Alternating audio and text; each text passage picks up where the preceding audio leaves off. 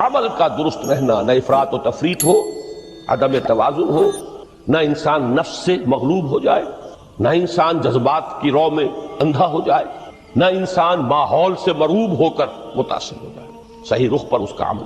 Number 3 روحانی ترقی، جو اصل حاصل ہے، جو اصل مقصود ہے۔ نمبر 2 چیز کے لیے تعلق مع اللہ ضروری، نمبر 3 کے لیے تقرب الی اللہ ضروری۔ اب غور کیجئے، ان تینوں چیزوں کا بڑا گہرا تعلق ہے نماز کے ساتھ۔ قرآن حکیم نے بھی سورہ آل عمران کے آخری رکوع میں ذکر کو سب سے پہلے اور سب سے اہم عامل کی حیثیت سے شمار کیا۔ چنانچہ اس کی پہلی آیت جو ہے سورہ آل عمران کے آخری رکوع کی، اس میں تو وہی مضمون جو میں بیان کر چکا وہ آیا ہے، ان فی خلق السماوات والارض واختلاف اللیل والنہار لآیات لأولی الالباب۔ یقیناً آسمانوں اور زمین کی تخلیق میں اور دن اور رات کے الٹ پھیر میں نشانیاں ہیں ہوش مندوں کے لیے۔ ان کے ذریعے سے انسانی شعور کے اندر وہ معرفت رب اجاگر ہوگی۔ وہ پہلا مرحلہ اب اس نے طے کر لیا، وہ ڈورمنٹ معرفت اب ایکٹیویٹ ہو گئی۔ اب مزید فکر کا مرحلہ ہے جو اگلی آیت میں آیا ہے، الذین یذکرون اللہ قیاما وقعودا وعلی جنوبہم ویتفکرون فی خلق السماوات والارض ربنا ما خلقت ھذا باطلا سبحانک فقنا عذاب النار۔ یعنی تفکر جو ہے، ویتفکرون فی خلق السماوات والارض، وہ تفکر کرتے ہیں، غور و فکر کرتے ہیں آسمان اور زمین کی تخلیق میں، لیکن اس تفکر کے ساتھ لازماً ذکر، اور ذکر مدام، ذکر بھی وہ کہ جو مستقل ہو، ہر حالت میں ہو۔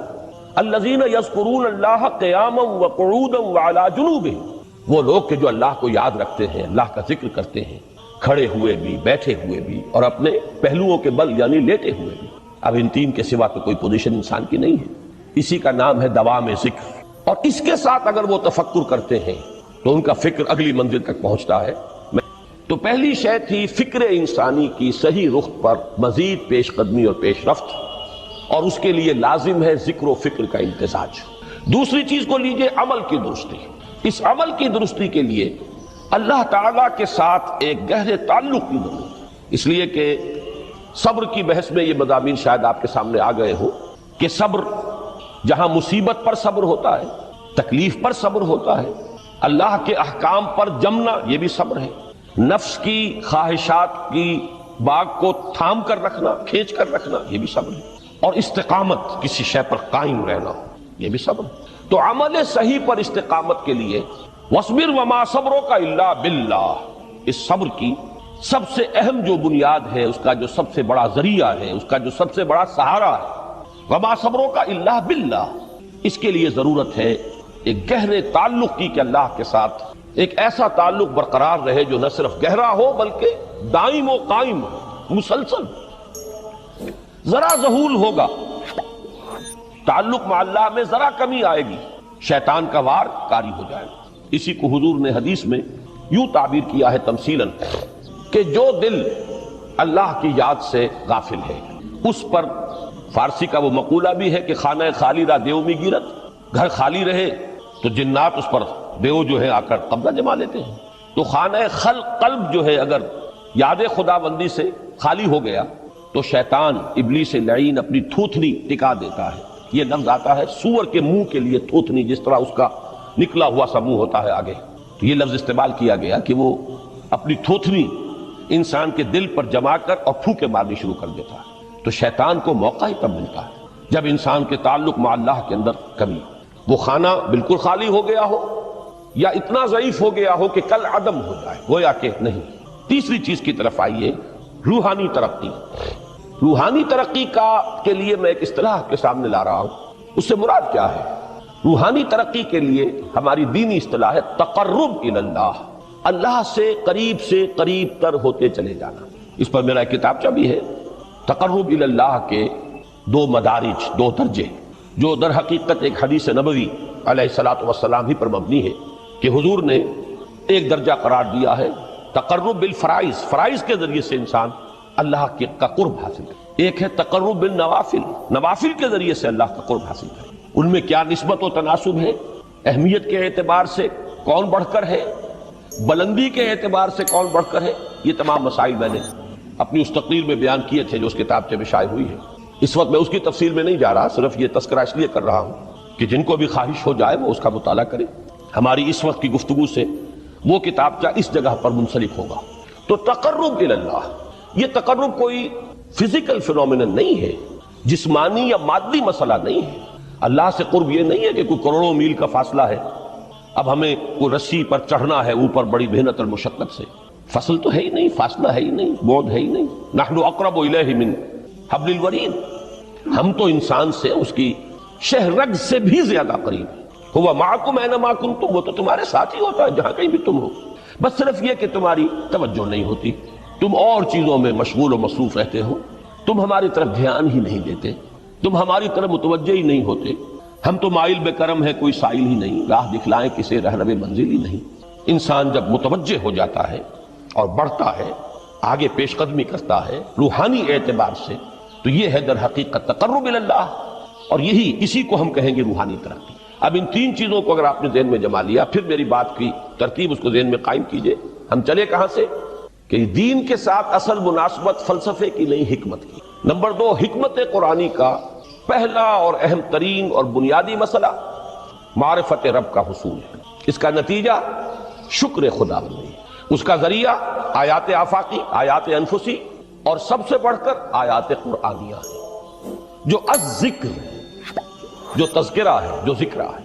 لیکن اس پہلے مرحلے کو اگر کوئی انسان بفضل ہی تعالی، اللہ کے فضل و کرم سے طے کر لے، اب اس کے سامنے تین مسئلے، فکر کی مزید پیش رفت، مزید پیش قدمی صحیح رخ پر، اس کے لیے ذکر اور فکر دونوں کا امتزاج لازمی۔ فقر قرآن اختلاط ذکر و فکر، الذین یذکرون اللہ قیاما وقعودا وعلی جنوبہم ویتفکرون فی خلق السماوات۔ دوسری شے عمل کا درست رہنا، نہ افراط و تفریط ہو، عدم توازن ہو، نہ انسان نفس سے مغلوب ہو جائے، نہ انسان جذبات کی رو میں اندھا ہو جائے، نہ انسان ماحول سے مرعوب ہو کر متاثر ہو، صحیح رخ پر اس کا عمل۔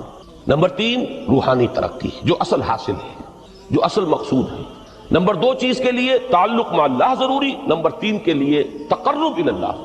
اب غور کیجئے، ان تینوں چیزوں کا بڑا گہرا تعلق ہے نماز کے ساتھ، ان تینوں کے لیے ستون کی حیثیت نماز کو۔ لہذا ایمان کے بعد یا معرفت رب کے بعد حکمت دین کا اہم ترین مسئلہ نماز، صلاۃ، اس لیے کہ ایک طرف یہ انسان کو اللہ کے ساتھ ایک گہرے تعلق کا ذریعہ فراہم کرتی ہے، اپنے تمام مصروفیات میں سے، ان مشغولیتوں میں جن میں گم ہونے کا خدشہ ہوتا ہے، نکلو۔ 24 گھنٹے کے معمولات میں سے کم 5 مرتبہ تو لازماً نکلو، اور اپنے آپ کو ذرا، اپنے حواس کو بھی، اپنی باطنی کیفیات کو بھی ذرا تازہ کرو۔ اگر کوئی گندگی، نجاست، کسی طرح کی ناپاکی کا کوئی معاملہ ہے، طہارت حاصل کرو۔ طہارت سے تمہارے اندر روح کو بھی بالادگی ہوگی، تمہارے حواس بھی تازہ ہوں گے، تم گویا کہ بحیثیت کل تمہاری ہستی چاق و چوبند ہو جائے گی۔ وہ کسل، وہ سستیاں، وہ جو ایک کثافتیں ہوتی ہیں، ان سب سے نجات حاصل کرو، اور اب اپنے رب کے حضور میں کھڑے ہو جاؤ، اس کے ساتھ اپنا عہد بھی تازہ کرو، اس کی اہم صفات کو بھی اپنے ذہن میں پھر مستحضر کرو۔ یہی وجہ ہے، دیکھیے میں نے جو آیات آپ کو شروع میں سنائی تھی، سورہ لقمان کی 2 آیتیں، پہلی آیت میں اس کا ترجمہ کر چکا، دوسری آیت وَلَقَدْ وَإِذْ قَالَ لُقْمَانُ لِابْنِهِ وَهُوَ يَعِظُهُ يَا بُنَيَّ لَا تُشْرِكْ بِاللَّهِ إِنَّ الشِّرْكَ لَظُلْمٌ عَظِيمٌ۔ اس کے بعد درمیان میں کچھ مضمون آ کر پھر وہ آیہ مبارکہ آئی، یا بنی اقم الصلاۃ وامر بالمعروف وانہی عن المنکر واصبر علی ما اصابک۔ گویا کہ اہم ترین چیز، بنیادی ترین چیز، اللہ کو محض پہچان لینا کافی نہیں ہے، یاد رکھنا ضروری ہے۔ اللہ یاد رہے گا تو فکر صحیح آگے بڑھے گا، اللہ یاد رہے گا اور اس کے ساتھ ایک گہرا تعلق جو ہے برقرار رہے گا تو عمل درست رہے گا۔ بالکل یہی بات سورہ طٰہٰ میں جو پہلی وحی حضرت موسیٰ علیہ السلام پر ہوئی، اور پہلا مخاطبہ ہے، چونکہ حضرت موسیٰ کو یہ انبیاء کرام کے مقدس گروہ میں ایک امتیازی حیثیت حاصل ہے کہ ان سے براہ راست گفتگو ہوئی ہے، اگرچہ صرف ایک پردہ تھا، اوٹ من ورائے حجاب گفتگو ہوئی ہے، لیکن یہ کہ کوئی فرشتے کا درمیانی جو ہے وہ لنک نہیں تھا، براہ راست اللہ تعالیٰ نے حضرت موسیٰ علیہ السلام سے کلام فرمایا۔ کلم اللہ موسیٰ تکلیما، موسیٰ سے تو اللہ نے کلام فرمایا جیسے کہ کلام کیا جاتا ہے۔ تو پہلا مخاطبہ ہے، یہ پہلا مکالمہ ہے، پہلی وحی کہیے، اسی میں یہ الفاظ بھی موجود ہیں اننی انا اللہ لا الہ الا انا فاعبدنی واقم الصلاۃ لذکری. یہ گویا کہ حکمت قرآنی کا ایک بہت بڑا خزانہ ہے یہ آیت مبارکہ کہ خود حضرت موسیٰ علیہ السلام کو جو ہدایت دی جا رہی ہے، میں ہوں، میں اللہ، اننی انا اللہ لا الہ الا انا، میرے سوا کوئی معبود نہیں، فاعبدنی، بس میری بندگی، میری عبادت، میری پرستش، میری محبت، اس کو اختیار کرو. وَأَقِمِ الصَّلَاةَ لِذِكْرِي، اور نماز کو قائم رکھو میری یاد کے لیے. بلکہ اسی سلسلہ کلام میں آگے چل کر سورہ طٰہٰ میں آتا ہے، کافی گفت و شنید کے بعد جب حضرت موسیٰ نے کچھ معذرت بھی کی، کچھ دعائیں بھی کی، اللہ نے ایک دعا قبول بھی کی کہ ان کے بھائی کو بھی شریک کر دیا، حضرت ہارون کو بھی. اس کے بعد پھر جب فرمایا کہ اب جاؤ فرعون کی طرف، تو اس میں فرمایا وَلَا تَنِيَا فِي ذِكْرِي، اور دیکھنا یہ جو عظیم مشن تمہارے کندھے پر آ گیا ہے، بڑا بھاری اور کٹھن ایک فرض ہے جو تم پر عائد ہو گیا ہے، اس کے لیے سب سے بڑی تمہارے پاس جو قوت کا ذریعہ ہے وہ نماز ہے. اقیم فَلَا تَنِيَا عَنْ ذِكْرِي، میری یاد میں کبھی غفلت نہ کرنا، اس میں کبھی کوئی کمی نہ آنے دینا. جیسا کہ میں نے عرض کیا تھا کہ جیسے ہی وہ تعلق جو ہے کمزور پڑتا ہے یا منقطع ہو جائے معاذ اللہ، تو پھر انسان گویا کہ شیطان کے لیے ایک لقمہ تر بن جاتا ہے. اب آپ غور کیجئے، تیسری شے تقرب الی اللہ، اس کے حوالے سے بھی جو فرائض اور نوافل کی بات ہے اس کو اس وقت ذہن سے نکال کر یہ سمجھیے کہ اس میں نماز کا کیا مقام ہے، اس لیے کہ نماز فرض بھی ہے، نماز نفل بھی ہے، وہ تو ان دونوں میں شریک ہو جائے. اب اس کو لفظ صلاۃ کے حوالے سے آپ ان دونوں چیزوں کو سمجھیے. صاد لام واو یا یہ چونکہ حروف علت ایک دوسرے سے بدلتے رہتے ہیں، یہ جو مادہ ہے اس کی جو خالص لغوی اصل ہے، جو خالص عربی زبان میں اس کا بنیادی مفہوم ہے، وہ آگ جلانا یا آگ تاپنا یا آگ سینکنا، حرارت حاصل کرنا. لہذا بار بار آتا ہے جہنم کے ذکر میں اسلوہا، اب جلو اس میں، تاپو اس کو، یہ سینکے گی تمہیں. بلکہ تفتلون کا لفظ آیا ہے حضرت موسیٰ کے کلام میں، جب وہ گئے تھے کوہ طور پر، جب پہنچ گئے تو تھے آگ کی تلاش میں، لعلکم تفتلون، تو اپنے اہل خانہ سے یہی کہا تھا کہ مجھے کہیں وہ روشنی نظر آ رہی ہے، غالباً کوئی وہاں سے آگ مل سکے گی، ورنہ یہ کہ کوئی رہنمائی کو رستہ مجھے مل سکے گا، میں وہ آگ لے آؤں گا، کوئی چنگاری وہاں سے لے آؤں، لعلکم تفتلون، تاکہ تم. اب یہ اصطلاح در حقیقت باب افتعال ہے، اور یہ تے یہاں پر توئے کی شکل اختیار کر گئی، تا نے توبن کی صورت اختیار کی صاد کی وجہ سے. بہرحال اس کا سب سے بنیادی مفہوم جو ہے وہ ہے تاپنا، سکائی حاصل کرنا، حرارت. اس کے حوالے سے سمجھ لیجئے کہ سب سے بنیادی تعلق اس کا جو ہے وہ روح کے ساتھ ہے.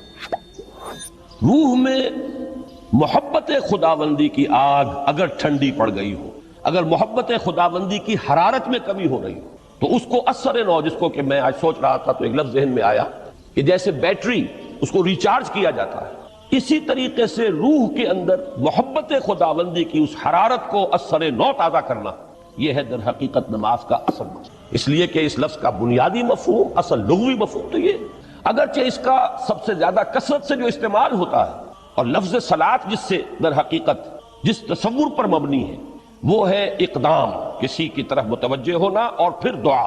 صلاۃ کا سب سے قریبی مفہوم لفظی جب بیان کیا جائے گا، اس سے مراد، اس کے معنی، تو دعا اس میں اہم ترین، کسی کی طرف توجہ کرنا، مناجات کرنا، گفتگو کرنا، مخاطبہ، مکالمہ، دعا، یہ در حقیقت صلاۃ کا سب سے بڑا اصطلاحی مفہوم ہے. لیکن جو اس کا مادہ ہے صاد لام واو یا صاد لام یا، اس کا اصل مفہوم جو ہے وہ تاپنا، حرارت حاصل کرنا. تو ان دونوں کے حوالے سے عرض کر رہا ہوں، وہ تاپنا اور حرارت حاصل کرنا وہ ہے روح کے اعتبار سے. وہ جو کہا اقبال نے کہ مجھے عشق کی آگ اندھیر ہے، مسلمان نہیں راہ کا ڈھیر. یہ عشق کی آگ جب بجھ جاتی ہے، در حقیقت یہی تو انسان کی روحانی موت ہے. جب یہ نہ رہے تو چاہے منطق میں بہت انسان ماہر ہو. مجھے اقبال کا ایک شعر یاد آیا تقابل کرتے ہوئے، ایک انسان محکوم اور ایک انسان حر، آزاد انسان، ان کی نفسیات میں جو بنیادی فرق علامہ اقبال نے مختلف مواقع پر بیان کیے ہیں. محکوم ہے بیگانہ اخلاص و مروت، ہر چند کے منطق کی دلیلوں میں ہے چالاک. تو منطق کی دلیلوں میں انسان چالاک ہو جائے اور وہ لغت ہائے حجازی کا وہ ایک خزانہ بن جائے، اسے تمام الفاظ کے معنی یاد ہو، وہ بڑے مسائل فقہ کے اسے ازبر ہو، جزیات، بے انتہا جزیات جو ہے وہ مستحضر ہو، فلسفے کے بڑے بڑے مسئلے اس نے حل کر لیے ہوں، لیکن اگر روح میں وہ اللہ کی محبت کی آگ نہیں ہے، وہ تپش نہیں، بجھی عشق کی آگ اندھیر ہے مسلمان نہیں راکھ کا ڈھیر۔ اسی کے حوالے سے آج مجھے یاد آیا تھا کہ وہ جو بڑی سادہ سی ایک نظم ہے، اللہ تعالیٰ سے دعا یا رب دل مسلم کو وہ زندہ تمنا دے، اس میں بھی جو الفاظ آئے ہیں جو روح کو گرما دے اور قلب کو تڑپا دے، یہ ہے اصل جو مقصود ہے نماز کا۔ اور یہی وہ چیز ہے جیسا کہ میں نے عرض کیا تھا کہ نگاہوں سے اوجھل، یہ پہلو سامنے ہے ہی نہیں، دوسرا پہلو سامنے ہے اور وہ بھی میرے نزدیک بہت اہم ہے، بہت بنیادی ہے، اس میں کوئی شک نہیں، لیکن یہ ہے بلند ترین منزل کہ تقرب الی اللہ۔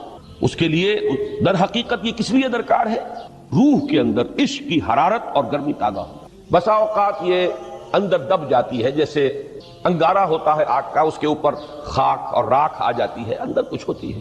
آگ دبی ہوئی سمجھ، آگ بجھی ہوئی نہ جان، اس دبی ہوئی آگ کو پھر ایک شعلہ بنانا، پھر اس کے اندر ایک حیات تازہ پیدا کرنا، یہ ہے نماز کا اہم ترین اور بلند ترین مقصد۔ لیکن اس کے ساتھ ہی اس نماز میں ذکر ہونا، اس کا یہ ذکر ہے، اور ذکر کی جب میں فہرست بیان کیا کرتا ہوں بہت سے حضرات کے سامنے ہوگا کہ ذکر کا در حقیقت مفہوم ہے استحضار اللہ فی القلب۔ ہمارے ہاں غلطی سے جو ذرائع ذکر ہیں انہیں ذکر قرار دے دیا گیا ہے۔ نماز ذکر نہیں ہے، نماز ذکر کا ذریعہ ہے۔ اقیم الصلاۃ لذکری، نماز قائم کرو میرے ذکر کے لیے۔ یہ اللہ اللہ کہنا یا ادعیہ معصورہ جو حضور صلی اللہ علیہ وسلم کی مسنون دعائیں ہیں، انہیں اپنے تمام معمولات دنیاوی کے ساتھ ساتھ ان دعاؤں کو بھی انسان پڑھتا رہے، اللہ سے دعا کرتا رہے، یہ تمام ذرائع ذکر ہیں۔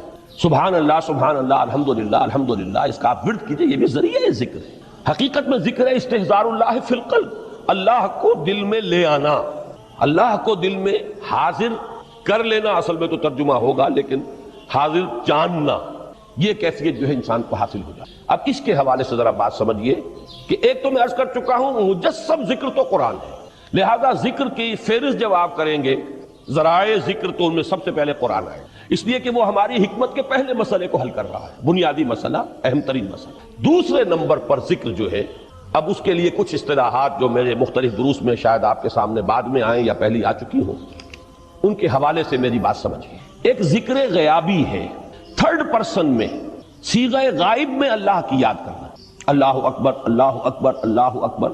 اب یہ اللہ اکبر جو ہے یہ جملہ اسمیہ خبریہ ہے، ایک حقیقت کی تکرار آپ کر رہے ہیں، اللہ سب سے بڑا ہے، اللہ سب سے بڑا ہے، سبحان اللہ سبحان اللہ سبحان اللہ۔ یہ در حقیقت ذکر غیابی ہے کہ آپ اس میں مخاطب نہیں ہے اللہ سے، ایک ذکر خطابی کہیں یا ذکر حضوری کہیں جس میں مکالمہ ہوتا، جس میں گفتگو ہوتی۔ تو نماز در حقیقت ذکر حضوری اور ذکر خطابی کی بلند ترین شکل ہے۔ اس لیے میں نے عرض کیا تھا کہ نماز کے لفظ یا صلاۃ کے لفظ، یہ اصطلاحی معنی جو اکثر و بیشتر کیے جاتے ہیں وہ ہے دعا، اور دعا میں ہوتا کیا ہے؟ مکالمہ ہے، مخاطب، اے اللہ، اے میرے رب، اے پروردگار۔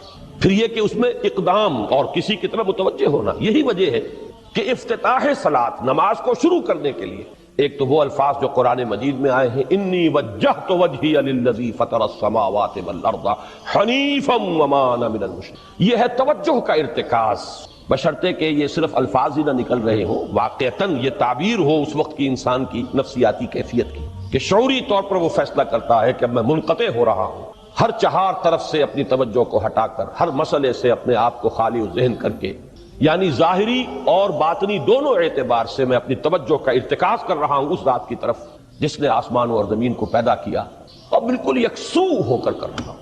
انی وجہت وجہی للذی فطر السماوات والارض حنیفا وما انا من المشرکین۔ اور دوسری وہ جو دعا جس سے ہم افتتاح کرتے ہیں اپنی نماز کا، دیکھیں اس میں خطاب کا کس قدر اہتمام، وہاں سبحان اللہ نہیں ہے، سبحانک اللہم، پاک ہے تو اے رب ہمارے، وبحمدک وتبارک اسمک وتعالی جدک۔ آپ غور کر رہے ہیں، یہ ہے خاطب، براہ راست مخاطب ہونا ہو رہی۔ تو سب سے پہلی بات تو یہ ہوئی کہ ذکر کی ایک شکل ہے ذکر غیابی، دوسری ذکر حضوری، اور ذکر حضوری یا ذکر خطابی کی بلند ترین منزل، بلند ترین اس کا ذریعہ نماز۔ اس کو ایک پہلو سے اور سمجھ لیجئے، سورہ فاتحہ جب پھر ہم پڑھتے ہیں جسے الصلاۃ کہا گیا ہے، جو لب لباب ہے، خلاصہ ہے، اس میں پھر تدریجاً غیاب سے حضور کی طرف پیش قدمی ہوتی ہے۔ الحمدللہ رب العالمین الرحمن الرحیم مالک یوم الدین، یہ ذکر غیابی ہے، اس میں ابھی خطاب نہیں آیا، یہ وہی جملہ اسمیہ ہے۔ کل تعریف اس اللہ کے لیے ہے جو تمام جہانوں کا پروردگار ہے، مالک ہے، جو رحمان ہے، رحیم ہے، جزا و سزا کے دن کا مختار و مالک ہے۔ اب یہ غیاب سے حضور کی طرف، ایاک نعبد و ایاک نستعین اہدنا الصراط المستقیم، یہ ہے وہ۔ اب پہلے ایک معاہدہ ہے، ایک اقرار ہے، اعتراف ہے، وعدہ ہے، اور پھر دعا ہے، استدعا ہے کہ حضور نے فرمایا، یقول اللہ تعالی، اللہ یہ فرماتا ہے، اسی لیے اس کو حدیث قدسی کہیں گے۔ قسمت الصلاۃ بینی و بین عبدی نصفین، میں نے نماز کو اپنے اور اپنے بندے کے مابین آدھا آدھا تقسیم کر دیا۔ اب یہاں تک تو جملہ ہے اللہ کا، یہ ہے حدیث قدسی۔ اب آگے جو ہے نریشن اس کی جو ہے حضور صلی اللہ علیہ وسلم کی جانب سے ہے، یعنی خبر دے رہے ہیں وہ اللہ کی طرف سے ہی۔ ویسے تو تمام احادیث ہی گویا کہ ہم سمجھتے ہیں انسپائرڈ تو اللہ کی طرف سے ہی، لیکن یہ کہ جہاں صراحت ہو کہ اللہ کہتا ہے وہ حدیث قدسی ہے۔ تو یقول اللہ تعالی قسمت الصلاۃ بینی و بین عبدی نصفین، یہاں تک تو حدیث قدسی۔ اب دوسری عام حدیث ہے، اذا قال العبد الحمد للہ رب العالمین یقول اللہ تعالی حمدنی عبدی، جب بندہ کہتا ہے الحمدللہ رب العالمین، پروردگار کہتا ہے میرے بندے نے میری حمد کی۔ جب بندہ کہتا ہے الرحمن الرحیم، پروردگار فرماتا ہے ثنا علی عبدی، میرے بندے نے میری ثنا کی، بڑی تعریف کی۔ جب بندہ کہتا ہے مالک یوم الدین، اللہ فرماتا ہے مجدنی عبدی، میرے بندے نے میری بڑی بزرگی بیان کی ہے، تمجید کی ہے۔ پھر جب بندہ کہتا ہے ایاک نعبد و ایاک نستعین، اللہ فرماتا ہے ھذا ما بینی و بین عبدی ولعبدی ما سأل، یہ ہے میرے اور میرے بندے کے درمیان۔ یہ تو معاہدہ ہے نا، معاہدے میں تو دو فریق جکڑے جاتے ہیں، بند جاتے ہیں، یہ میرے اور میرے بندے کے درمیان ہے، اور میرے بندے نے جو طلب کیا میں نے دیا، اس لیے کہ اس میں طلب بھی تو ہے، ایاک نستعین، تیری مدد چاہتے ہیں، یہ طلب ہے۔ اسی کی شرح ہے جو اب آخری تین آیتیں ہیں، پروردگار ہم تیری مدد چاہتے ہیں، پروردگار ہم تیری ہی بندگی کرتے ہیں اور کریں گے، اور تیری ہی مدد چاہتے ہیں، چاہیں گے۔ اگر حال میں اس کا ترجمہ کریں گے زمانہ حال کے اعتبار سے، اس لیے کہ فعل مضارع میں تو دونوں موجود ہیں، شامل ہیں، تو یہ ایک اعتراف ہے، اظہار حال ہے۔ اللہ کرے کہ وہ واقعتاً صحیح اظہار حال ہو، ہم واقعی اللہ کی بندگی کرتے ہوئے یہ کہیں کہ ایاک نعبد، ورنہ اگر ہماری اصل صورتحال سے وہ مطابقت نہ رکھتا ہو تو پھر تو ایک طرح کا جھوٹ ہو جائے گا، غلط بیانی ہو جائے گی۔ ایاک نعبد، تیری ہی بندگی کرتے ہیں، اور مستقبل میں کیجئے، کریں گے، یہ ہے عہد۔ کھلی ہے، کو اذان کی آواز بھی کان میں آئی ہے، آپ کا نفس کہتا ہے ابھی سو جی، آپ نے اپنی چادر یا کمبل کو درست کیا اور کروٹ لیا، یہ کیا ہے؟ آپ نے کس کا حکم پیچھے پھینکا اور کس کا حکم مانا؟ اللہ کے حکم کو پیچھے پھینک دیا، نفس کے حکم کو آگے رکھا۔ یہ شرک، اس شرک کو جاننے والے بہت کم ہیں۔ مولانا روم نے خوب کہا تھا، نفس ماں ہم کم ترس فرعون نیست لیکن ایراعون نیست، میرا نفس بھی فرعون سے کم نہیں ہے۔ فرعون نے کہا تھا نا الیس لی ملک مصر وہذہ الانہار تجری من تحتی، کیا اس ملک مصر کی حکومت میری نہیں ہے؟ اور سارا جو یہ آب پاشی کا نظام ہے، انہار کا نظام ہے، وہ میرے کنٹرول میں نہیں ہے، جس کا چاہوں موگا کھلا رکھوں، جس کا چاہوں بند کر دوں۔ یہ تھا خدائی کا دعویٰ، انا ربکم الاعلی۔ تو مولانا روم کہتے ہیں میرا نفس بھی اس سے کمتر نہیں ہے، وہ کہتا یہ جسم میرا ہے، اس پر میرا حکم چلے گا، میں نہیں جانتا کون اللہ کون رسول، کیا حرام کیا حلال۔ تو فرعون سے کم تو نہیں ہے میرا نفس، لیکن ایراعون اس کی بہت مدد تھی، فوج تھی، لاؤ لشکر تھا، تو اس نے زبان سے بھی کہہ دیا کھل کر انا ربکم الاعلی۔ میں مسکین ہوں، غریب ہوں، میرے پاس کوئی طاقت نہیں ہے، میں زبان سے تو کچھ نہیں کہہ سکتا، اندر سے میرا نفس یہی کہتا۔ یہ نفس کی حکومت قرآن کہتا ہے، میں حیران ہوتا ہوں، دو جگہ یہ مضمون آیا ہے، ارأیت من اتخذ الہہ ہواہ افانت تکون علیہ وکیلا، اے نبی تم نے دیکھا اس شخص کو، اس کے حال پر غور کیا جس نے اپنی خواہش نفس کو اپنا الہ بنا لیا ہے۔ اللہ اکبر، الہ، لا الہ الا اللہ، کلمہ توحید کا مرکزی لفظ یہاں آ رہا ہے، من اتخذ الہہ ہوا ہو، جس نے اپنی خواہش نفس کو اپنا معبود بنا لیا، الہ بنا۔ افانت تکون علیہ وکیلا، کیا آپ ایسے شخص کی کوئی ذمہ داری لے سکتے ہیں؟ سود حرام ہوا کرے جی، حرام ورام، ہمارا دھندا جو ہے وہ آگے بڑھ نہیں سکتا۔ اللہ کے حکم کو پیچھے ڈالا، نفس کے تقاضے کو آگے رکھا۔ کون معبود ہے آپ؟ نام عبداللہ رکھیے، नाम अब्दुर्रहमान रखिए, है अब्दुल-नफ्स, नफ्स के बंदे, नफ्स के गुलाम। पूछा गया अय्युल हिजरत अफजल या रसूल अल्लाह, ए अल्लाह के रसूल बताइए सबसे आला हिजरत कौन सी है, अफजल? फरमाया अंताजुरा मा करे हर रब्बुक, हर उस चीज को छोड़ दो जो तुम्हारे रब को पसंद नहीं। आज रात ही से आप हिजरत शुरू कर सकते हैं। जायजा लीजिए क्या क्या चीजें मेरी जिंदगी में खिलाफ शरीयत है, तो अल्लाह को नापसंद है, फैसला कीजिए कि आज के बाद नहीं होगी, हिजरत शुरू हो गई। अफजलुल हिजरा, सबसे अफजल हिजरत शुरू हो गई। अल मुजाहिद मन जहाद नफ्सहू, जिहाद तो यहां से शुरू हो गया, अपने नफ्स के खिलाफ जिहाद करना। सुबह नफ्स ने कहा अभी सो जाओ, आपने नफ्स की बात को रख दिया, अपना कंबल उठा के फेंका, उठे, वुजू किया, नमाज के लिए आप मस्जिद चल दिए, आपने जिहाद किया नफ्स के खिलाफ। ये अफजलुल जिहाद है। अफरायता मन इत्तखज़ इलाहहू हवाहू अफअंता तकूनु अलैहि वकीला, क्या तुमने गौर किया उस शख्स की हालत पर जिसने अपनी ख्वाहिश से नफ्स को अपना माबूद बना लिया, इलाह बना लिया, कह रहा है ला इलाहा इल्लल्लाह, ला इलाहा इल्लल्लाह, लेकिन इलाह तो उसका नफ्स है। जाहिर बात है फिरऔन ने अगर दावा किया था मैं तुम्हारा खुदा हूं, अना रब्बुकुमुल आला, तो क्या उसका मतलब ये था कायनात मैंने पैदा किए, तुम्हें मैंने पैदा किए? जरा सोचिए, क्या वो बुजुर्ग मौजूद नहीं होंगे जिन्होंने उसे देखा हो कि आज उसकी विलादत हुई थी, कल उसकी कोई और सेरेमनी हुई थी? ये तो कैसे दावा क्या था? मेरा हुक्म चलेगा, मैं नहीं जानता। अलै सलीमुल को मिस्र की हुकूमत मेरी है कि नहीं? कुरान हकीम ने भी सूरह आले इमरान के आखिरी रुकू में जिक्र को सबसे पहले और सबसे अहम आमिल की हैसियत से शुमार किया है।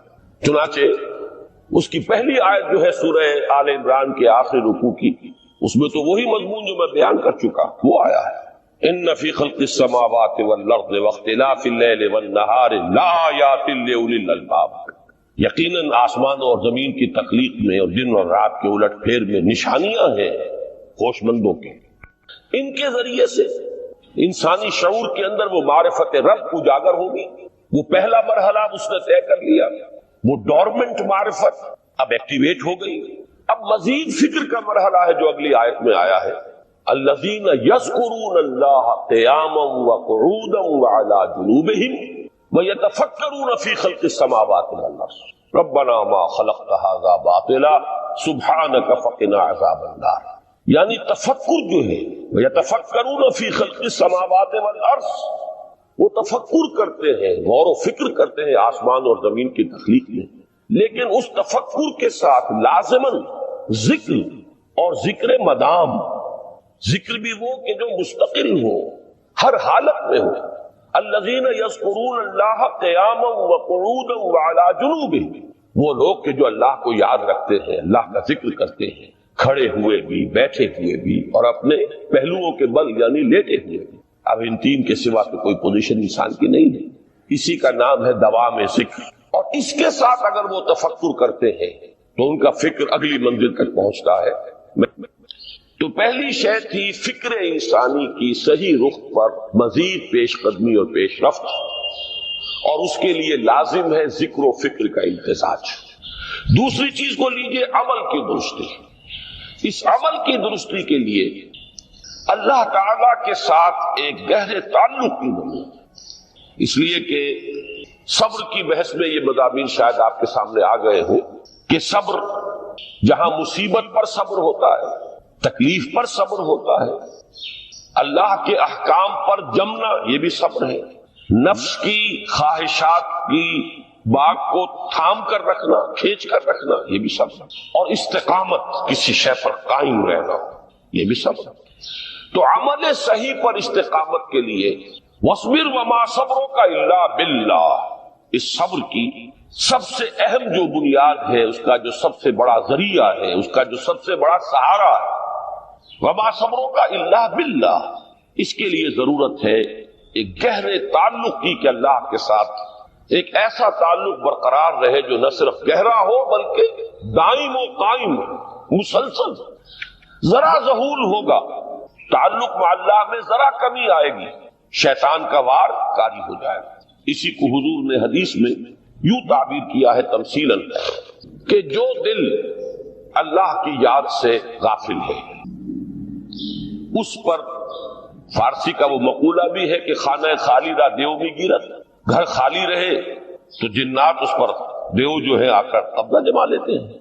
تو خانہ خلق قلب جو ہے اگر یاد خدا بندی سے خالی ہو گیا تو شیطان ابلیس لعین اپنی تھوتنی ٹکا دیتا ہے. یہ لفظ آتا ہے سور کے منہ کے لیے تھوتنی، جس طرح اس کا نکلا ہوا سا منہ ہوتا ہے آگے، تو یہ لفظ استعمال کیا گیا کہ وہ اپنی تھوتنی انسان کے دل پر جما کر اور پھوکے مارنی شروع کر دیتا ہے.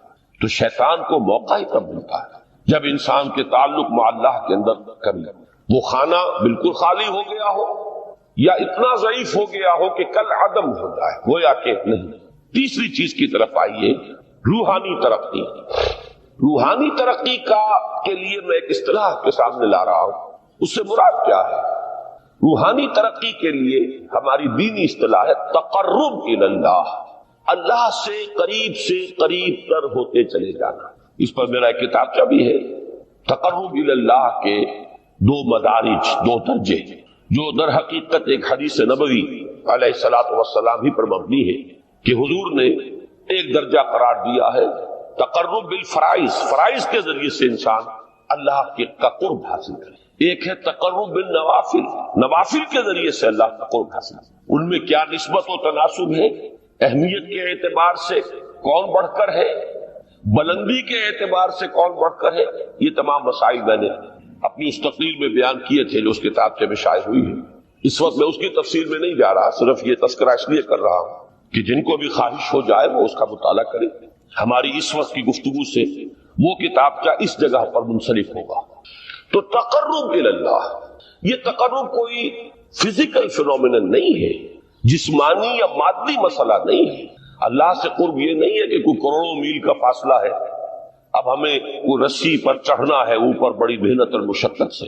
فصل تو ہے ہی نہیں، فاصلہ ہے ہی نہیں، بعد ہے ہی نہیں. نحن اقرب الیہ من حبل الورید، ہم تو انسان سے اس کی شہرگ سے بھی زیادہ قریب ہیں. ہوا معکم اینما کنتم، وہ تو تمہارے ساتھ ہی ہوتا ہے جہاں کہیں بھی تم ہو. بس صرف یہ کہ تمہاری توجہ نہیں ہوتی، تم اور چیزوں میں مشغول و مصروف رہتے ہو، تم ہماری طرف دھیان ہی نہیں دیتے، تم ہماری طرف متوجہ ہی نہیں ہوتے. ہم تو مائل بے کرم ہیں، کوئی سائل ہی نہیں، راہ دکھلائیں کسے رہنوے منزل ہی نہیں. انسان جب متوجہ ہو جاتا ہے اور بڑھتا ہے، آگے پیش قدمی کرتا ہے روحانی اعتبار سے، تو یہ ہے در حقیقت تقرب الی اللہ، اور اسی کو ہم کہیں گے روحانی ترقی. اب ان تین چیزوں کو اگر آپ نے ذہن میں جما لیا، پھر میری بات کی ترکیب اس کو ذہن میں قائم کیجئے. ہم چلے کہاں سے؟ کہ دین کے ساتھ اصل مناسبت فلسفے کی نہیں، حکمت کی. نمبر 2، حکمت قرآنی کا پہلا اور اہم ترین اور بنیادی مسئلہ معرفت رب کا حصول. اس کا نتیجہ شکر خدا، اس کا ذریعہ آیات آفاقی، آیات انفسی، اور سب سے بڑھ کر آیات قرآنیہ جو الذکر ہے، جو تذکرہ ہے، جو ذکر ہے. لیکن اس پہلے مرحلے کو اگر کوئی انسان بفضل ہی تعالی، اللہ کے فضل و کرم سے طے کر لے، اب اس کے سامنے تین مسئلے، فکر کی مزید پیش رفت، مزید پیش قدمی صحیح رخ پر. اس کے لیے ذکر اور فکر دونوں کا امتزاج لازمی. فقر قرآن اختلاط ذکر و فکر. الذین یذکرون اللہ قیاما وقعودا وعلی جنوبہم ویتفکرون فی خلق السماوات. دوسری شے عمل کا درست رہنا، نہ افراط و تفریط ہو، عدم توازن ہو، نہ انسان نفس سے مغلوب ہو جائے، نہ انسان جذبات کی رو میں اندھا ہو جائے، نہ انسان ماحول سے مرعوب ہو کر متاثر ہو. صحیح رخ پر اس کا عمل. نمبر 3، روحانی ترقی، جو اصل حاصل ہے، جو اصل مقصود ہے. نمبر 2 چیز کے لیے تعلق مع اللہ ضروری، نمبر 3 کے لیے تقرب الی اللہ. اب غور کیجئے، ان تینوں چیزوں کا بڑا گہرا تعلق ہے نماز کے ساتھ. ان تینوں کے لیے ستون کی حیثیت نماز کو. لہذا ایمان کے بعد یا معرفت رب کے بعد حکمت دین کا اہم ترین مسئلہ نماز، صلاۃ. اس لیے کہ ایک طرف یہ انسان کو اللہ کے ساتھ ایک گہرے تعلق کا ذریعہ فراہم کرتی ہے. اپنے تمام مصروفیات میں سے، ان مشغولیتوں میں جن میں گم ہونے کا خدشہ ہوتا ہے، نکلو. 24 گھنٹے کے معمولات میں سے کم 5 مرتبہ تو لازماً نکلو اور اپنے آپ کو ذرا، اپنے حواس کو بھی، اپنی باطنی کیفیات کو بھی ذرا تازہ کرو. اگر کوئی گندگی نجاست کسی طرح کی ناپاکی کا کوئی معاملہ ہے، طہارت حاصل کرو۔ طہارت سے تمہارے اندر روح کو بھی بالیدگی ہوگی، تمہارے حواس بھی تازہ ہوں گے، تم گویا کہ بحیثیت کل تمہاری ہستی چاق و چوبند ہو جائے گی۔ وہ کسل، وہ سستیاں، وہ جو ایک کثافتیں ہوتی ہیں، ان سب سے نجات حاصل کرو، اور اب اپنے رب کے حضور میں کھڑے ہو جاؤ، اس کے ساتھ اپنا عہد بھی تازہ کرو، اس کی اہم صفات کو بھی اپنے ذہن میں پھر مستحضر کرو۔ یہی وجہ ہے، دیکھیے میں نے جو آیات آپ کو شروع میں سنائی تھی، سورہ لقمان کی 2 آیتیں، پہلی آیت میں اس کا ترجمہ کر چکا، دوسری آیت وَلَقَدْ وَإِذْ قَالَ لُقْمَانُ لِابْنِهِ وَهُوَ يَعِظُهُ يَا بُنَيَّ لَا تُشْرِكْ بِاللَّهِ إِنَّ الشِّرْكَ لَظُلْمٌ عَظِيمٌ۔ اس کے بعد درمیان میں کچھ مضمون آ کر پھر وہ آیہ مبارکہ آئی، یا بنی اقیم الصلاۃ وامر بالمعروف وانہی عن المنکر واصبر علی ما اصابک۔ گویا کہ اہم ترین چیز، بنیادی ترین چیز، اللہ کو محض پہچان لینا کافی نہیں ہے، یاد رکھنا ضروری ہے۔ اللہ یاد رہے گا تو فکر صحیح آگے بڑھے، اللہ یاد رہے گا اور اس کے ساتھ ایک گہرا تعلق جو ہے برقرار رہے گا تو عمل درست رہے گا۔ بالکل یہی بات سورہ طٰہٰ میں جو پہلی وحی حضرت موسیٰ علیہ السلام پر ہوئی، اور پہلا مخاطبہ ہے، چونکہ حضرت موسیٰ کو یہ انبیاء کرام کے مقدس گروہ میں ایک امتیازی حیثیت حاصل ہے کہ ان سے براہ راست گفتگو ہوئی ہے، اگرچہ صرف ایک پردہ تھا، اوٹ من ورائے حجاب گفتگو ہوئی ہے، لیکن یہ کہ کوئی فرشتے کا درمیانی جو ہے وہ لنک نہیں تھا، براہ راست اللہ تعالیٰ نے حضرت موسیٰ علیہ السلام سے کلام فرمایا۔ کلم اللہ موسیٰ تکلیما، موسیٰ سے تو اللہ نے کلام فرمایا جیسے کہ کلام کیا جاتا ہے۔ تو پہلا مخاطبہ ہے، یہ پہلا مکالمہ ہے، پہلی وحی کہیے، اسی میں یہ الفاظ بھی موجود ہیں، اننی انا اللہ لا الہ الا انا فاعبدنی واقم الصلاۃ لذکری۔ یہ گویا کہ حکمت قرآنی کا ایک بہت بڑا خزانہ ہے یہ آیت مبارکہ، کہ خود حضرت موسیٰ علیہ السلام کو جو ہدایت دی جا رہی ہے، میں ہوں، میں اللہ، اننی انا اللہ لا الہ الا انا، میرے سوا کوئی معبود نہیں، فاعبدنی، بس میری بندگی، میری عبادت، میری پرستش، میری محبت، اس کو اختیار کرو۔ وَأَقِمِ الصَّلَاةَ لِذِكْرِي، اور نماز کو قائم رکھو میری یاد کے۔ بلکہ اسی سلسلہ کلام میں آگے چل کر سورہ طٰہٰ میں آتا ہے، کافی گفت و شنید کے بعد جب حضرت موسیٰ نے کچھ معذرت بھی کی، کچھ دعائیں بھی کی، اللہ نے ایک دعا قبول بھی کی کہ ان کے بھائی کو بھی شریک کر دیا، حضرت ہارون کو بھی۔ اس کے بعد پھر جب فرمایا کہ اب جاؤ فرعون کی طرف، تو اس میں فرمایا وَلَا تَنِيَا فِي ذِكْرِي، اور دیکھنا یہ جو عظیم مشن تمہارے کندھے پر آ گیا ہے، بڑا بھاری اور کٹھن ایک فرض ہے جو تم پر عائد ہو گیا ہے، اس کے لیے سب سے بڑی تمہارے پاس جو قوت کا ذریعہ ہے وہ نماز ہے۔ اقیم فَلَا تَنِيَا عَن ذِكْرِي، میری یاد میں کبھی غفلت نہ کرنا، اس میں کبھی کوئی کمی نہ آنے دینا۔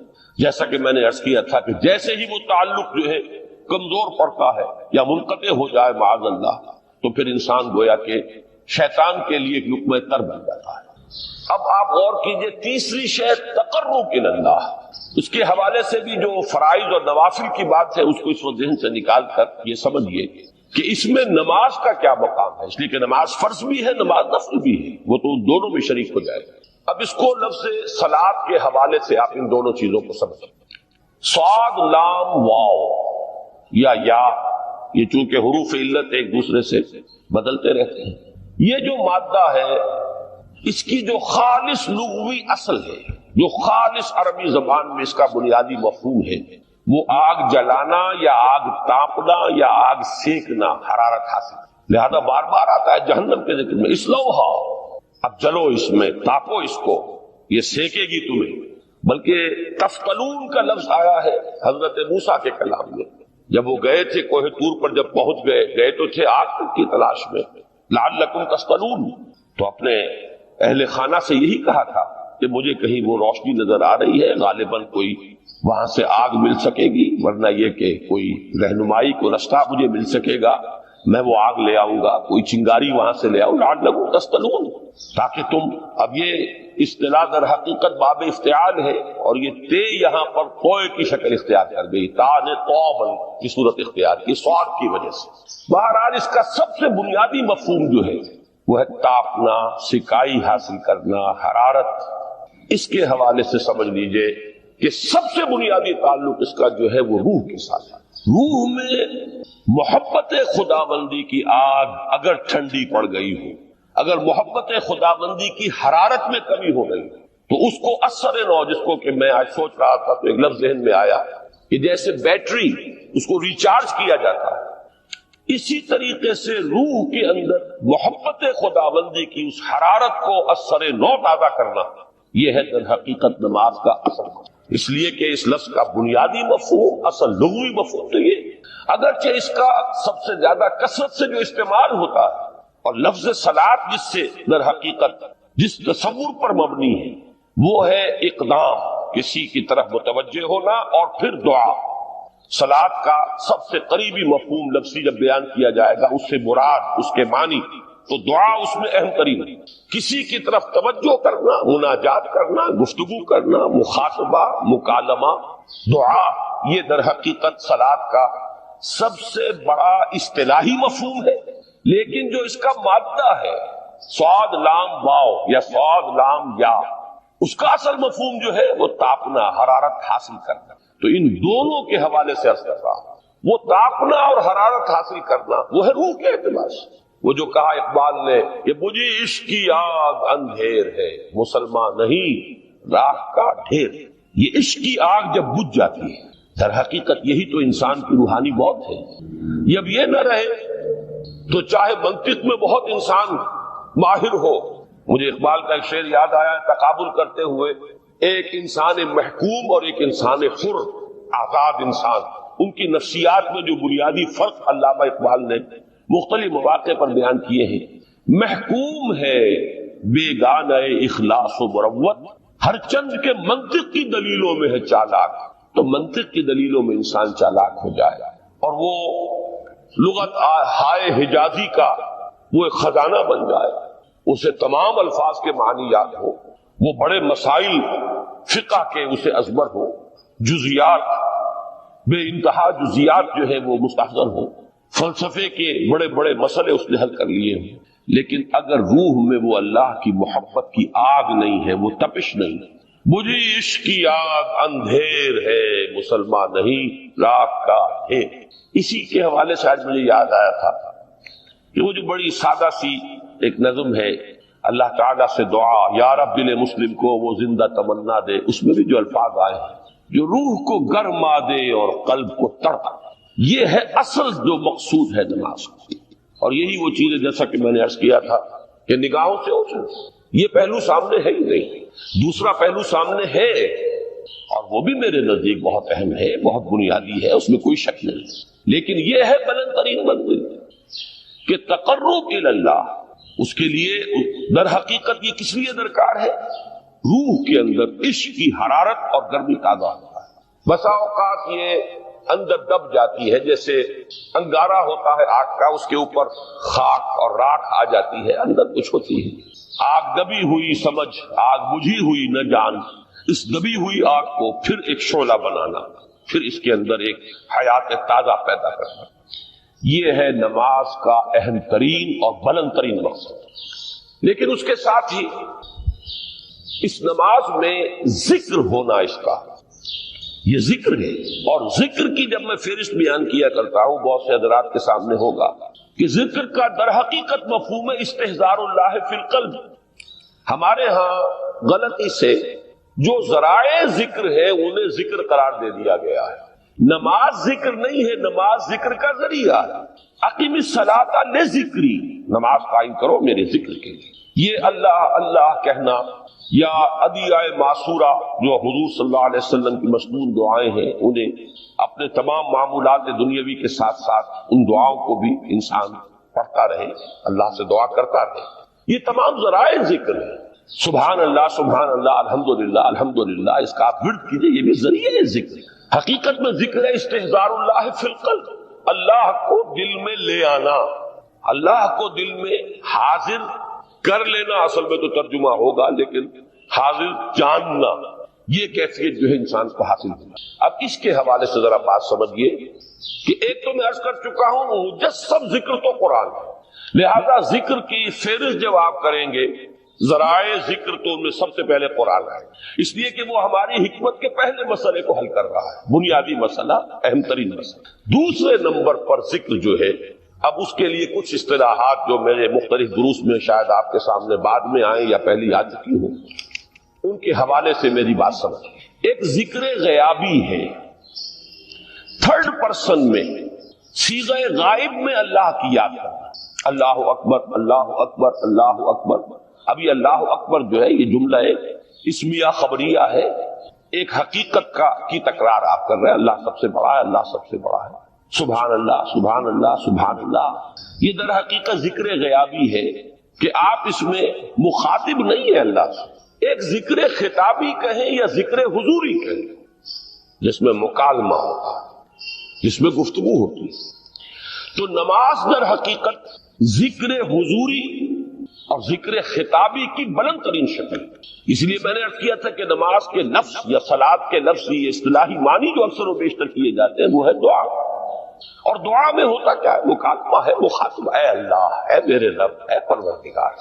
پھر یہ کہ اس میں اقدام اور کسی کی طرف متوجہ ہونا، یہی وجہ ہے کہ افتتاح صلاۃ نماز کو شروع کرنے کے لیے ایک تو وہ الفاظ جو قرآن مجید میں آئے ہیں، انی وجہت وجہی للذی فطر السماوات والارض حنیفا وما انا من المشرکین، یہ ہے توجہ کا ارتکاز، بشرطے کہ یہ صرف الفاظ ہی نہ نکل رہے ہوں، واقعتاً یہ تعبیر ہو اس وقت کی انسان کی نفسیاتی کیفیت کی، کہ شعوری طور پر وہ فیصلہ کرتا ہے کہ اب میں منقطع ہو رہا ہوں، ہر چہار طرف سے اپنی توجہ کو ہٹا کر، ہر مسئلے سے اپنے آپ کو خالی ذہن کر کے، یعنی ظاہری اور باطنی دونوں اعتبار سے میں اپنی توجہ کا ارتکاز کر رہا ہوں اس ذات کی طرف جس نے آسمانوں اور زمین کو پیدا کیا، اور بالکل یکسو ہو کر رہا ہوں۔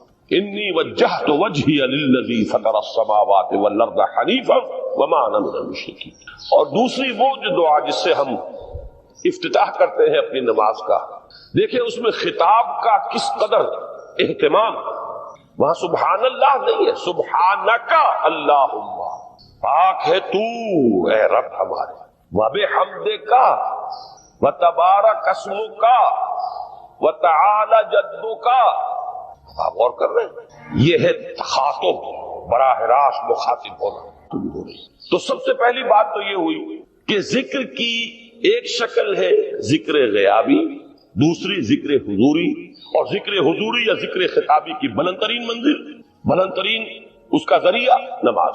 اس کو ایک پہلو سے اور سمجھ لیجیے، سورہ فاتحہ جب پھر ہم پڑھتے ہیں جسے الصلاۃ کہا گیا ہے، جو لب لباب ہے، خلاصہ ہے، اس میں پھر تدریجاً غیاب سے حضور کی طرف پیش قدمی ہوتی ہے۔ الحمدللہ رب العالمین الرحمن الرحیم مالک یوم الدین، یہ ذکر غیابی ہے، اس میں ابھی خطاب نہیں آیا، یہ وہی جملہ اسمیہ ہے، کل تعریف اس اللہ کے لیے ہے جو تمام جہانوں کا پروردگار ہے، مالک ہے، جو رحمان ہے، رحیم ہے، جزا و سزا کے دن کا مختار و مالک ہے۔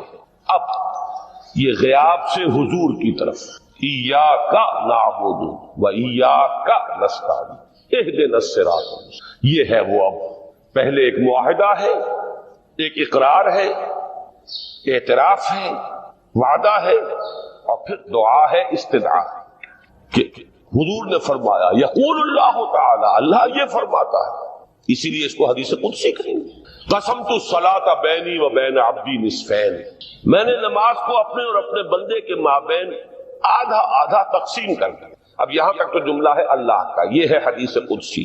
اب آگے جو ہے نریشن اس کی جو ہے حضور صلی اللہ علیہ وسلم کی جانب سے ہے، یعنی خبر دے رہے ہیں اللہ کی طرف سے ہی۔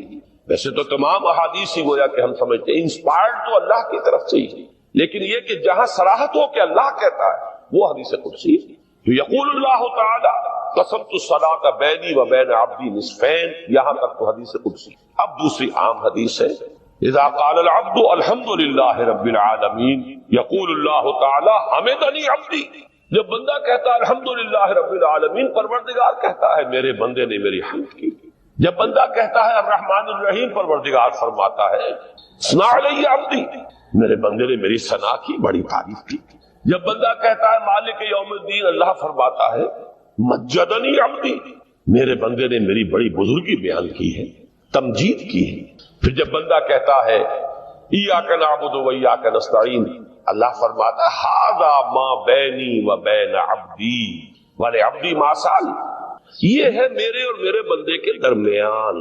یہ تو معاہدہ ہے نا، معاہدے میں تو دو فریق جکڑے جاتے ہیں، بند جاتے ہیں، یہ میرے اور میرے بندے کے درمیان ہے، اور میرے بندے نے جو طلب کیا میں نے دیا، اس لیے کہ اس میں طلب بھی تو ہے، ایاک نستعین، تیری مدد چاہتے ہیں، یہ طلب ہے، اسی کی شرح ہے جو اب آخری 3 آیتیں ہیں۔ پروردگار ہم تیری مدد چاہتے ہیں، پروردگار ہم تیری ہی بندگی کرتے ہیں اور کریں گے، اور تیری ہی مدد چاہتے ہیں، چاہیں گے۔ اگر حال میں اس کا ترجمہ کریں گے زمانہ حال کے اعتبار سے، اس لیے کہ فعل مضارع میں تو دونوں موجود ہیں، شامل ہیں، تو یہ ایک اعتراف ہے، اظہار حال ہے۔ اللہ کرے کہ وہ واقعتاً صحیح اظہار حال ہو، ہم واقعی اللہ کی بندگی کرتے ہوئے یہ کہیں کہ ایاک نعبد، ورنہ اگر ہماری اصل صورتحال سے وہ مطابقت نہ رکھتا ہو تو پھر تو ایک طرح کا جھوٹ ہو جائے گا، غلط بیانی ہو جائے گا۔ ایاک نعبد، تیری ہی بندگی کرتے ہیں اور مستقبل میں کیجئے، کریں گے، یہ ہے عہد۔ تیری ہی مدد چاہتے ہیں، تجھی سے مدد طلب کرتے، تجھی سے مدد چاہتے رہیں گے، اس کے لیے فرمایا وَلِعَبْدِ مَا سَأَلَ، اور پھر اس کے بعد وہ استدعا ہے اهدنا الصراط المستقیم صراط الذین انعمت علیہم غیر المغضوب علیہم ولا الضالین۔ اس حدیث میں اس کو ایک ہی جملے کو لیا گیا ہے، ایک ہی جملے کی حیثیت سے۔ جب بندہ یہ کہتا ہے تو اللہ فرماتا ہے ھذا لعبدی ولعبدی ما سأل، یہ خالص میرے بندے کے لیے ہے۔ اس بندے نے ایک درخواست پیش کی ہے، اب میں نے گرانٹ کی وہ اپلیکیشن، وہ ریکویسٹ گرانٹڈ ہم نے دے دی، ولعبدی ما سأل۔ یہ ہے اس کی تاثیر کا عالم، بشرطے کے معاملہ وہ شعور کے ساتھ، بشرطے کے مطابقت ہو ظاہر اور باطن کی، بشرطے کے مطابقت ہو قول اور فعل کی۔ تو اس کا اتنا اونچا مقام ہے کہ ایک ایک جملہ ادھر ادا ہوا، ادھر اللہ کی طرف سے ریسپانس مل رہی ہے۔ افلاک سے آتا ہے نالوں کا جواب آخر، اٹھتے ہیں حجاب آخر، کرتے ہیں خطاب آخر، شجرۃ طیبۃ اصلها ثابت وفرعها فی السماء۔ تو فکر انسانی کے لیے وہ اصل ثابت جمی ہوئی جڑ جو ہے وہ تو ہے معرفت رب، لیکن اب یہ فکر ترقی کرے گی، یہ نشو و نما پائے گی، یہ آگے بڑھے گی، اس کی شاخیں یہ آسمانوں سے بات کریں گی، آسمانوں کی بلندیوں کو چھوئیں گی۔ تو سب سے پہلا مسئلہ ہے فکر صحیح کی مزید پیش رفت، پیش قدمی۔ دوسرا مسئلہ انسان کا بہت بنیادی، عمل کی درستی، صحیح عمل۔ انسان اپنے نفس امارہ سے مغلوب ہو کر یا جذبات کی رو میں بہہ کر یا ماحول کے اثرات سے مرعوب ہو کر وہ کسی غلط رخ پر نہ پڑ جائے، تو اس کے عمل کو درست رکھنے کے لیے کوئی اسے سہارا درکار ہے۔ اور تیسری ضرورت اس کی، یہ میرے نزدیک اس دور میں سب سے زیادہ نگاہوں سے اوجھل ہو چکی ہے، یہاں تک کہ ہمارے بہت سے دینی حلقے بھی، خاص طور پر جو ریلیجس ایکٹیوسٹ شمار ہوتے ہیں، جو دین کی احیائی جد و جہد میں مصروف نظر آتے ہیں، تجدید دین، احیاء دین، غلبہ دین، اقامت دین، ان کی بھی ایک بہت بڑی محرومی ہے کہ وہ ایک تیسرے گوشے کو تقریباً نظر انداز کر رہے ہیں، اور وہ ہے روحانی ترقی۔ اس لیے کہ انسان کی اصل عظمت کی بنیاد تو وہ روح ہے جو اس میں پھونکی گئی، وَنَفَخْتُ فِيهِ مِن رُوحِي، جس کا تعلق ذات باری تعالیٰ کے ساتھ ہے۔ کم سے کم یہ تو ہر شخص مانے گا، کوئی بڑے سے بڑا ریشنلسٹ اور روحانیت کا منکر شخص وہ بھی یہ تو ماننے پر مجبور ہے کہ اللہ تعالیٰ نے اس کی جو نسبت اپنی طرف فرمائی ہے روحی، اس میں در حقیقت انسانی روح کی عظمت اور اس کی شرافت، اس کی بلندی اور اس کی بزرگی کی طرف اشارہ ہے۔ بہرحال اس کی ترقی، فکر صحیح کی ترقی۔ نمبر 2، عمل کی درستی، اس میں افراط و تفریط نہ ہو، اس میں انسان نفس امارہ سے مغلوب ہو کر یا جذبات کی رو میں بہہ کر یا ماحول کے اثرات سے متاثر ہو کر کوئی غلط اور غیر متوازن راستہ اختیار نہ کر لے۔ اور نمبر 3، روحانی ترقی۔ اب ان میں سے پہلی چیز کو لیجئے، فکر صحیح کے مزید ارتقاء اور اس کی مزید پیش قدمی کے لیے قرآن حکیم نے بھی سورہ آل عمران کے آخری رکوع میں ذکر کو سب سے پہلے اور سب سے اہم عامل کی حیثیت سے شمار کیا۔ چنانچہ اس کی پہلی آیت جو ہے سورہ آل عمران کے آخری رکوع کی، اس میں تو وہی مضمون جو میں بیان کر چکا وہ آیا ہے، ان فی خلق السماوات والارض واختلاف اللیل والنہار لآیات لأولی الالباب، یقیناً آسمان اور زمین کی تخلیق میں اور دن اور رات کے الٹ پھیر میں نشانیاں ہیں ہوش مندوں کے۔ ان کے ذریعے سے انسانی شعور کے اندر وہ معرفت رب اجاگر ہوگی۔ وہ پہلا مرحلہ اب اس نے طے کر لیا، وہ ڈورمنٹ معرفت اب ایکٹیویٹ ہو گئی۔ اب مزید فکر کا مرحلہ ہے جو اگلی آیت میں آیا ہے، الذین یذکرون اللہ قیاما وقعودا وعلی جنوبہم ویتفکرون فی خلق السماوات والارض ربنا ما خلقت ھذا باطلا سبحانک فقنا عذاب النار۔ یعنی تفکر جو ہے ویتفکرون فی خلق السماوات والارض، وہ تفکر کرتے ہیں، غور و فکر کرتے ہیں آسمان اور زمین کی تخلیق میں، لیکن اس تفکر کے ساتھ لازماً ذکر اور ذکر مدام، ذکر بھی وہ کہ جو مستقل ہو، ہر حالت میں ہو۔ الذین یذکرون اللہ قیاما وقعودا وعلی جنوبہم، وہ لوگ کہ جو اللہ کو یاد رکھتے ہیں، اللہ کا ذکر کرتے ہیں، کھڑے ہوئے بھی، بیٹھے ہوئے بھی، اور اپنے پہلوؤں کے بل یعنی لیٹے ہوئے بھی۔ اب ان تین کے سوا تو کوئی پوزیشن انسان کی نہیں ہے، اسی کا نام ہے دوام ذکر۔ اور اس کے ساتھ اگر وہ تفکر کرتے ہیں تو ان کا فکر اگلی منزل تک پہنچتا ہے۔ میں اس پر زیادہ بحث اس وقت نہیں کروں گا، اس وقت میں نے چونکہ وہ تین باتیں بیان کی تھی، میں درجہ بدرجہ چاہتا ہوں کہ آگے بڑھوں اور ایک حد سے زیادہ کسی بھی مسئلے میں تجاوز نہ کروں۔ یہ جو بات سورہ آل عمران کی آخری رکوع کی اس دوسری آیت میں آئی ہے، اسی کو مولانا روم نے بیان کیا ہے بہت ہی سادہ لیکن بڑے پرمغز شعر میں، این قدر گفتیم باقی فکر کن، فکر اگر جامد بود رو ذکر کن۔ اس قدر تو ہم نے تمہیں بتا دیا، سمجھا دیا، یہ بات تو آ گئی تمہارے عقل میں، اب جاؤ خود غور کرو، مزید آگے پیش قدمی کرو۔ این قدر گفتیم باقی فکر کن، فکر اگر جامد بود رو ذکر کن۔ فکر میں جمود آ جائے، فکر سست پڑ جائے تو جاؤ پھر ذکر کرو۔ تو یہ ذکر اور فکر گویا کہ گاڑی کے دو پہیے ہیں کہ جن سے فکر انسانی صحیح رخ پر آگے بڑھے۔ اگر یہ ذکر ساتھ نہیں رہے گا تو فکر انسانی کج ہو جائے، تاثریا میر و دیوار کج، پھر وہ فکر جو ہے وہ بلندی کو کتنے ہی پہنچ جائے لیکن وہ ٹیڑھی بلندی ہوگی، وہ صراط مستقیم پر پیش قدمی کرنے والا فکر نہیں ہوگا۔ اسی کو علامہ اقبال نے اپنے دو اشعار میں، کیونکہ انہوں نے مولانا روم کو اپنا پیر بھی تسلیم کیا ہے، مرشد رومی، تو یہ فکر جو ہے، یہ خیال جو مولانا روم نے پیش کیا، اسی کو علامہ اقبال نے دو اشعار میں میں سمجھتا ہوں کہ مزید شکوہ کے ساتھ، مزید خوبصورت اور حسین انداز میں پیش کیا ہے۔ جز بقرآن زے غمی روباہی اس، فقر قرآن اصل شاہنشاہی اس۔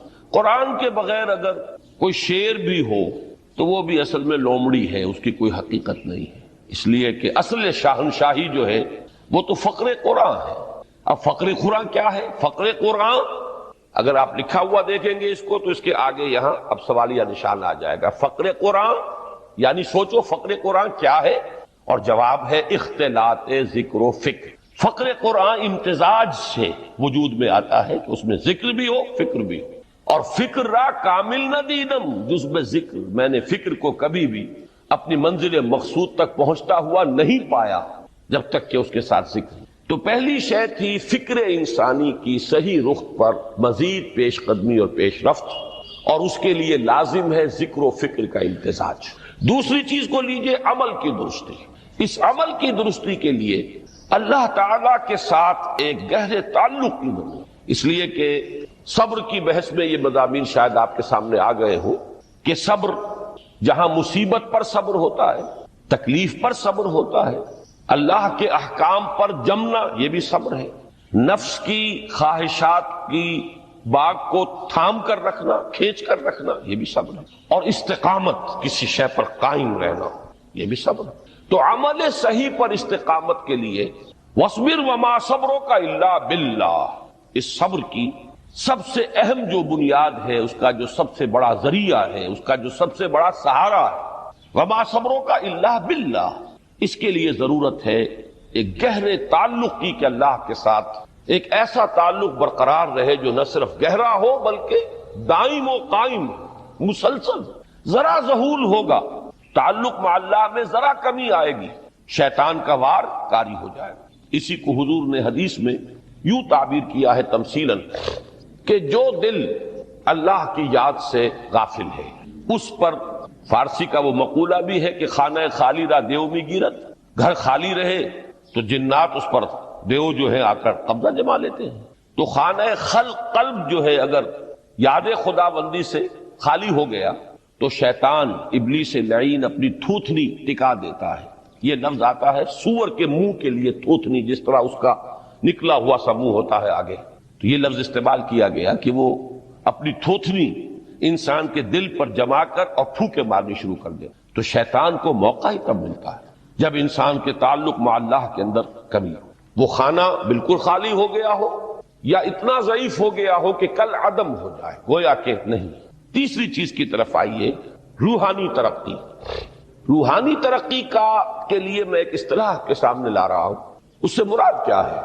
روحانی ترقی کے لیے ہماری دینی اصطلاح ہے تقرب الی اللہ، اللہ سے قریب تر ہوتے چلے جانا۔ اس پر میرا ایک کتابچہ بھی ہے، تقرب الی اللہ کے دو مدارج، دو درجے، جو در حقیقت ایک حدیث نبوی علیہ الصلوۃ والسلام ہی پر مبنی ہے کہ حضور نے ایک درجہ قرار دیا ہے تقرب بالفرائض، فرائض کے ذریعے سے انسان اللہ کا قرب حاصل۔ ایک ہے تقرب بالنوافل، نوافل کے ذریعے سے اللہ کا قرب حاصل۔ ان میں کیا نسبت و تناسب ہے؟ اہمیت کے اعتبار سے کون بڑھ کر ہے؟ بلندی کے اعتبار سے کون بڑھ کر ہے؟ یہ تمام مسائل میں نے اپنی اس تقریر میں بیان کیے تھے جو اس کتابچے میں شائع ہوئی ہے۔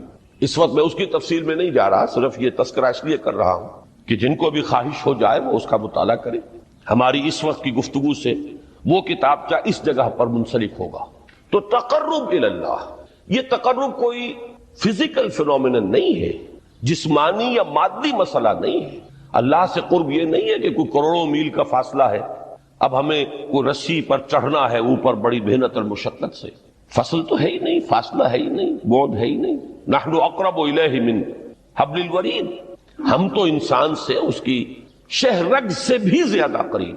ہوا معکم اینما کنتم، وہ تو تمہارے ساتھ ہی ہوتا ہے جہاں کہیں بھی تم ہو، بس صرف یہ کہ تمہاری توجہ نہیں ہوتی، تم اور چیزوں میں مشغول و مصروف رہتے ہو، تم ہماری طرف دھیان ہی نہیں دیتے، تم ہماری طرف متوجہ ہی نہیں ہوتے۔ ہم تو مائل بے کرم ہے، کوئی سائل ہی نہیں، راہ دکھلائیں کسے رہنو منزل ہی نہیں۔ انسان جب متوجہ ہو جاتا ہے اور بڑھتا ہے، آگے پیش قدمی کرتا ہے روحانی اعتبار سے، تو یہ ہے در حقیقت تقرب الی اللہ، اور اسی کو ہم کہیں گے روحانی طرف۔ اب ان تین چیزوں کو اگر آپ نے ذہن میں جما لیا، پھر میری بات کی ترتیب اس کو ذہن میں قائم کیجئے۔ ہم چلے کہاں سے؟ کہ دین کے ساتھ اصل مناسبت فلسفے کی نہیں، حکمت کی۔ نمبر 2، حکمت قرآنی کا پہلا اور اہم ترین اور بنیادی مسئلہ معرفت رب کا حصول ہے۔ اس کا نتیجہ شکر خدا، اس کا ذریعہ آیات آفاقی، آیات انفسی، اور سب سے بڑھ کر آیات قرآنیہ جو الذکر ہے، جو تذکرہ ہے، جو ذکر ہے۔ لیکن اس پہلے مرحلے کو اگر کوئی انسان بفضل ہی تعالی، اللہ کے فضل و کرم سے طے کر لے، اب اس کے سامنے تین مسئلے، فکر کی مزید پیش رفت، مزید پیش قدمی صحیح رخ پر، اس کے لیے ذکر اور فکر دونوں کا امتزاج لازم۔ فقر قرآن اختلاط ذکر و فکر۔ الذین یذکرون اللہ قیاما وقعودا وعلی جنوبہم ویتفکرون فی خلق السماوات۔ دوسری شے عمل کا درست رہنا، نہ افراط و تفریط ہو، عدم توازن ہو، نہ انسان نفس سے مغلوب ہو جائے، نہ انسان جذبات کی رو میں اندھا ہو جائے، نہ انسان ماحول سے مرعوب ہو کر متاثر ہو، صحیح رخ پر اس کا عمل۔ نمبر 3، روحانی ترقی، جو اصل حاصل ہے، جو اصل مقصود ہے۔ نمبر 2 چیز کے لیے تعلق مع اللہ ضروری، نمبر 3 کے لیے تقرب الی اللہ۔ اب غور کیجئے، ان تینوں چیزوں کا بڑا گہرا تعلق ہے نماز کے ساتھ۔ ان تینوں کے لیے ستون کی حیثیت نماز کو، لہذا ایمان کے بعد یا معرفت رب کے بعد حکمت دین کا اہم ترین مسئلہ نماز صلاۃ، اس لیے کہ ایک طرف یہ انسان کو اللہ کے ساتھ ایک گہرے تعلق کا ذریعہ فراہم کرتا، اپنی تمام مصروفیات میں سے ان مشغولیتوں میں جن میں گم ہونے کا خدشہ ہوتا نکلو، 24 گھنٹے کے معمولات میں سے کم 5 مرتبہ تو لازماً نکلو، اور اپنے آپ کو ذرا، اپنے حواس کو بھی، اپنی باطنی کیفیات کو بھی ذرا تازہ کرو۔ اگر کوئی گندگی، نجاست، کسی طرح کی ناپاکی کا کوئی معاملہ ہے، طہارت حاصل، طہارت سے تمہارے اندر روح کو بھی بالیدگی ہوگی، تمہارے حواس بھی تازہ ہوں گے، تم گویا کہ بحیثیت کل تمہاری ہستی چاق و چوبند ہو جائے، وہ کسل، وہ سستیاں، وہ جو ایک کثافتیں ہوتی ہیں، ان سب سے نجات حاصل، اور اب اپنے رب کے حضور میں کھڑے ہو جاؤ، اس کے ساتھ اپنا عہد بھی تازہ کرو، اس کی اہم صفات کو بھی اپنے ذہن میں پھر مستحضر کرو۔ یہی وجہ ہے، دیکھیے میں نے جو آیات آپ کو شروع میں سنائی تھی، سورہ لقمان کی 2 آیتیں، پہلی آیت میں اس کا ترجمہ کر چکا، دوسری آیت وَلَقَدْ وَإِذْ قَالَ لُقْمَانُ لِابْنِهِ وَهُوَ يَعِظُهُ يَا بُنَيَّ لَا تُشْرِكْ بِاللَّهِ إِنَّ الشِّرْكَ لَظُلْمٌ عَظِيمٌ۔ اس کے بعد درمیان میں کچھ مضمون آ کر پھر وہ آیہ مبارکہ آئی، یا بنی اقم الصلاۃ وامر بالمعروف وانہی عن المنکر واصبر علی ما اصابک۔ گویا کہ اہم ترین چیز، بنیادی ترین چیز، اللہ کو محض پہچان لینا کافی نہیں ہے، یاد رکھنا ضروری ہے۔ اللہ یاد رہے گا تو فکر صحیح آگے بڑھے، اللہ یاد رہے گا اور اس کے ساتھ ایک گہرا تعلق جو ہے برقرار رہے گا تو عمل درست رہے۔ بالکل یہی بات سورہ طٰہٰ میں جو پہلی وحی حضرت موسیٰ علیہ السلام پر ہوئی، اور پہلا مخاطبہ ہے، چونکہ حضرت موسیٰ کو یہ انبیاء کرام کے مقدس گروہ میں ایک امتیازی حیثیت حاصل ہے کہ ان سے براہ راست گفتگو ہوئی ہے، اگرچہ صرف ایک پردہ تھا، اوٹ من ورائے حجاب گفتگو ہوئی ہے، لیکن یہ کہ کوئی فرشتے کا درمیانی جو ہے وہ لنک نہیں تھا، براہ راست اللہ تعالیٰ نے حضرت موسیٰ علیہ السلام سے کلام فرمایا۔ کلم اللہ موسیٰ تکلیما، موسیٰ سے تو اللہ نے کلام فرمایا جیسے کہ کلام کیا جاتا ہے۔ تو پہلا مخاطبہ ہے، یہ پہلا مکالمہ ہے، پہلی وحی کہیے، اسی میں یہ الفاظ بھی موجود ہیں، اننی انا اللہ لا الہ الا انا فاعبدنی واقم الصلاۃ لذکری۔ یہ گویا کہ حکمت قرآنی کا ایک بہت بڑا خزانہ ہے یہ آیت مبارکہ، کہ خود حضرت موسیٰ علیہ السلام کو جو ہدایت دی جا رہی ہے، میں ہوں، میں اللہ، اننی انا اللہ لا الہ الا انا، میرے سوا کوئی معبود